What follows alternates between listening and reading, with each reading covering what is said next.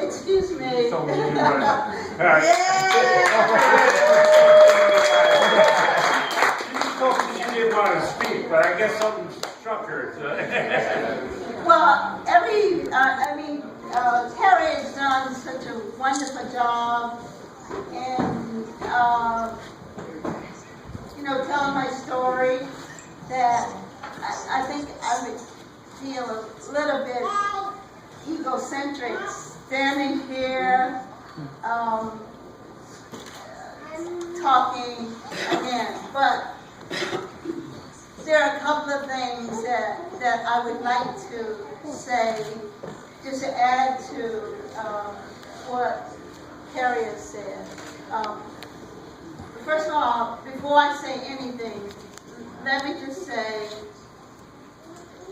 that the issue of police brutality and their outrageous abuse of power, as the Amnesty International has reported, is one of the most devastating, divisive, and awful, outrageous event facing America today. But yet, there is absolutely no accountability. Now, as you know, Amnesty International is supposed to be America's leading human rights organization. So here you have the human rights organization in America saying that this country is allowing police officers to commit some of the most egregious crimes, some of the most devastating, and some of the most divisive crimes, and that there's no accountability for it. That's a problem. And the problem is that it speaks volume either to the humanity that we are exhibiting in this country, or a life thereof. Whichever one, you'll have to decide the issue.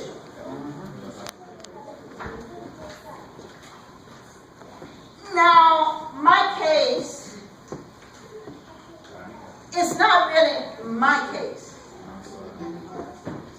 And it's not really Malik's case. Because, quite frankly, if I had a choice, if I had a preference in the situation, I would prefer to have just one more moment to tell Malik how much I love him. The millions of dollars, if they gave it to me that I won, my preference would be to have that one moment. Just give me one moment. One moment. That's what my son meant to me and my family and the people in the community who loved him. Give us a moment. And you can have your money. You can have whatever. Just give me my moment.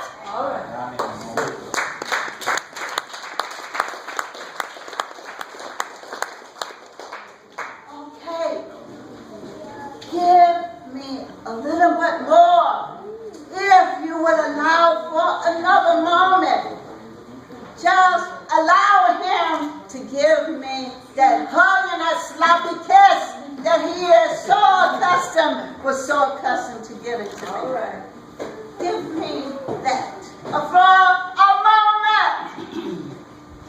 I don't have that today. And all the cases that I filed and that I win will never compensate for that moment. Do you understand? So,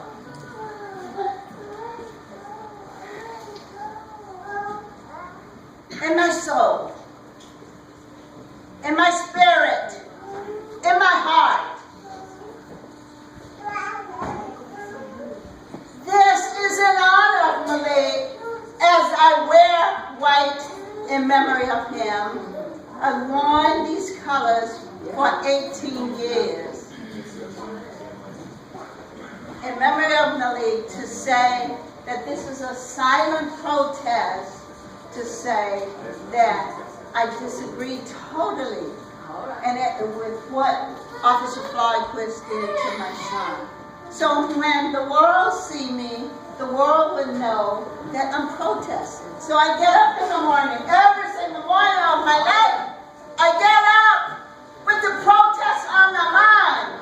And I wear the protest every single day, all day. And when I go to bed at night, I wear it to bed so I don't ever forget. That's how serious this is to me. Okay. Well then, you're not going to get it back. You know what I do get?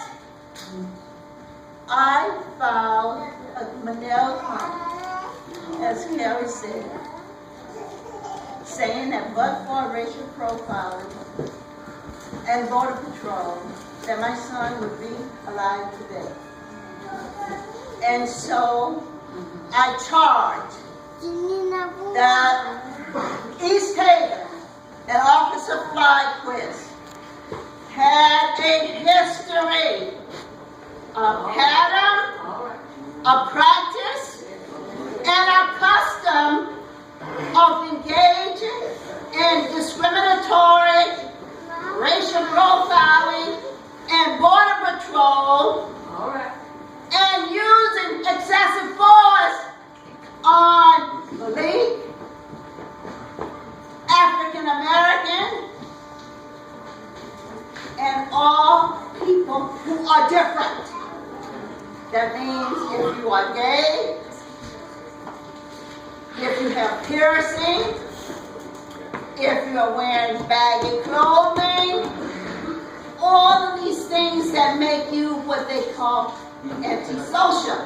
You can be murdered too. Man. And you do get murdered. Let us not forget that white people are murdered by the police also.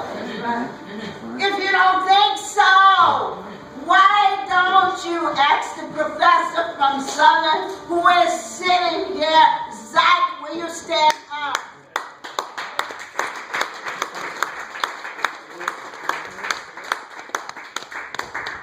I stand in solidarity with Zach,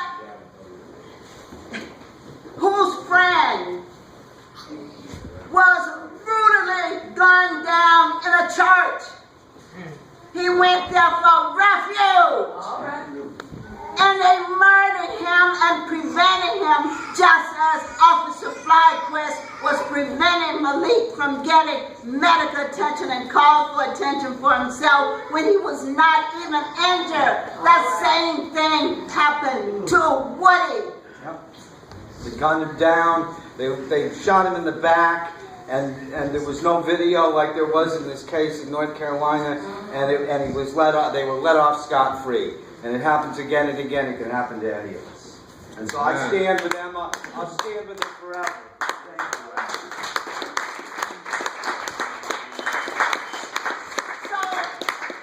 Thank you.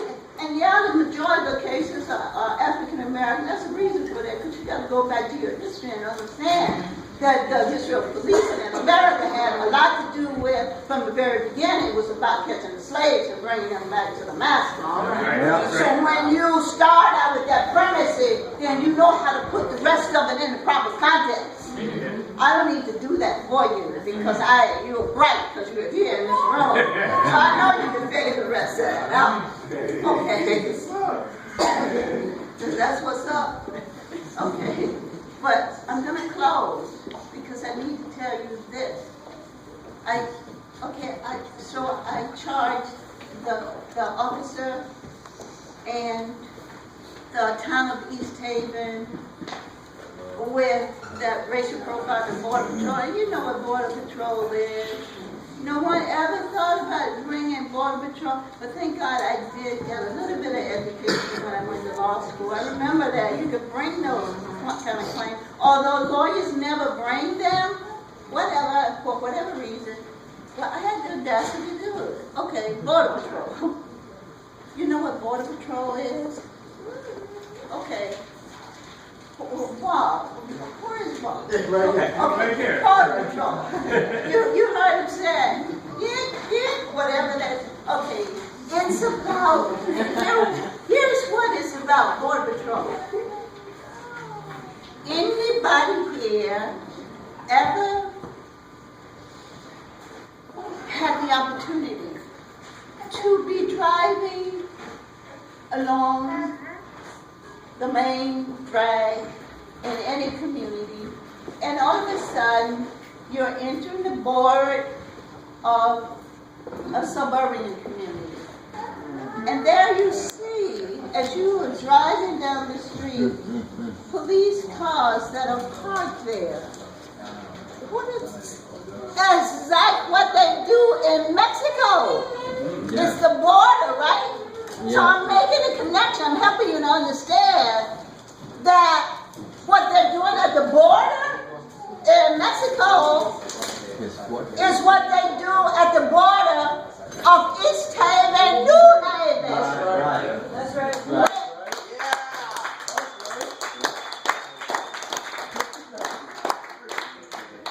And when they see someone coming up who looks like you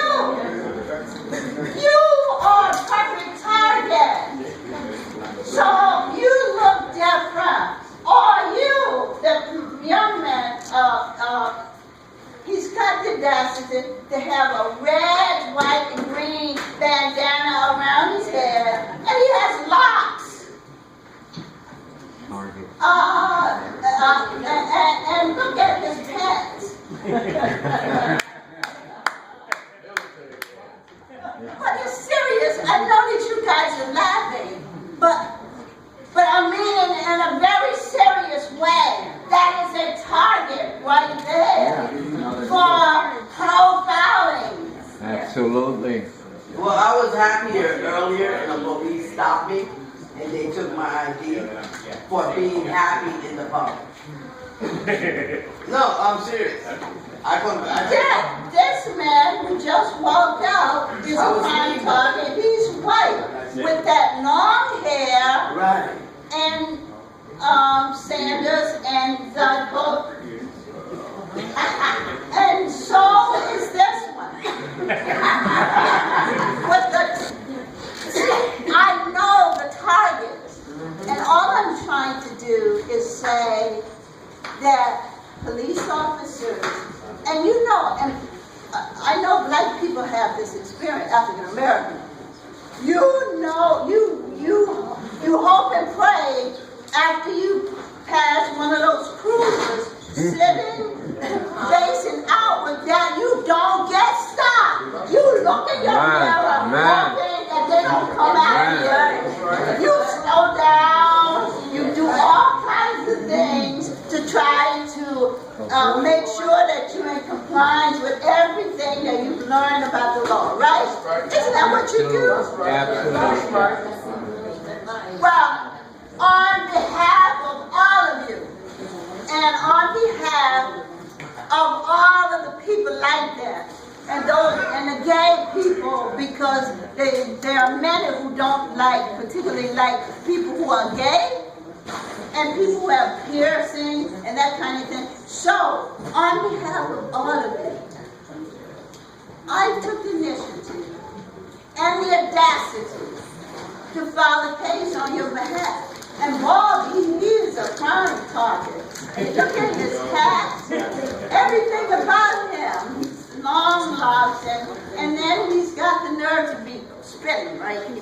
Yeah, that's what he's spitting. Because Malik did that too. Malik and Charles. I have tapes of Charles and Malik that I wish I had brought spitting. That's what they used to do, competing with each other. Charles, would you stand up? Charlie Brock.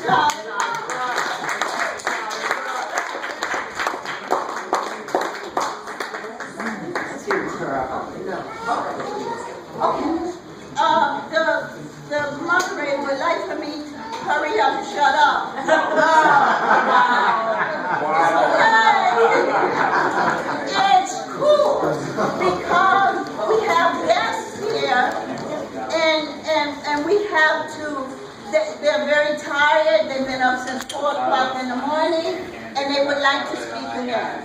And so what I'm going to do is that I'm going to bring it to a closure by saying this, that I stand in solidarity with my brothers and sisters here, and I also stand in solidarity with, there's a group of people who are organizing against police terror all across the country, and I just want to say that we are in solidarity with them also. And if there's the opportunity for you to first have some question and answer, I would be happy to answer. And I may not answer your question directly because I was on a roll and I could tell you something else that I thought was important. But I stop right here to, I yield to my friends here from Mexico. All right, so welcome everybody. All right.